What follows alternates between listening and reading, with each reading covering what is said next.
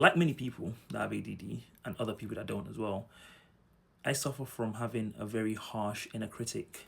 You have that voice in your head that's always questioning you, always doubting what you do, even when everyone else is saying it's amazing, it's great, it's fantastic.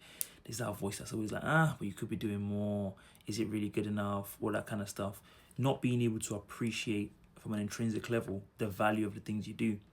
And since I've been doing therapy, my therapist came up with this, I think, a fantastic idea, which honestly was like a light bulb moment. And it was the idea of having an inner coach. And the way the coach works, I guess you can pimp it to your own desires, but the way I'm thinking about using it is to counter those thoughts. So having an inner coach is like an alter ego. And you can talk to that coach. I talk to myself endlessly, by the way, but you can also practice this as well if you don't talk to yourself. And the coach is kind of like, if you play sports or you have like a manager, kind of like that. Someone you just go to and just be like, what do you think? So let's say something just happened and you're taking it quite badly. You can just turn on your inner coach voice and be like, what are you saying, coach? What do you think about that situation? And the coach will provide you advice/feedback in a way to try and, as coaches do, help you improve or help you learn from it. And when you think about it in that way, the coach doesn't have to be harsh, because that's not really what's going to help you get better. The coach just has to be compassionate, because you already have the inner critic that's going to tell you how rubbish and horrible and bad what you just did was. The voice and the job of the coach is to kind of humanize it. So, again, I want to use silly examples because I want you guys to fully understand what I'm saying. But let's say, for example, you just moved to some girl and she just kind of, didn't give you time of day, and maybe, you felt a bit embarrassed by it. The inner critic would be like, you should have never done that, man. Why did you even go chat to her? That made no sense.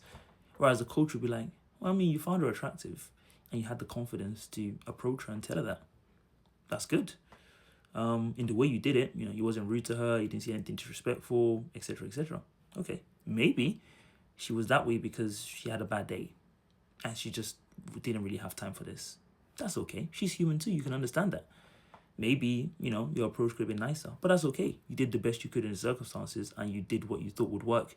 In a world in which it did work, you'd be praising yourself. So the fact that it didn't shouldn't mean that you're all results driven and all down about the fact that it didn't work. It's okay that sometimes you win some, you lose some. The other day, you won some and you wasn't so down on yourself. You were happy. So you can't win all the shots you can't make all the shots you take. You took a shot, it didn't go in. Dust yourself off, get ready for the next play. You can see how you can reframe the critic, and then the coach just sounds a lot more nicer. And you're just like, that is actually, all of that is 100% true. Again, I use a silly example. It's not all about women, but you get the idea. The idea is meant to be like, that's the kind of the job the coach is meant to play. So if you're someone that struggles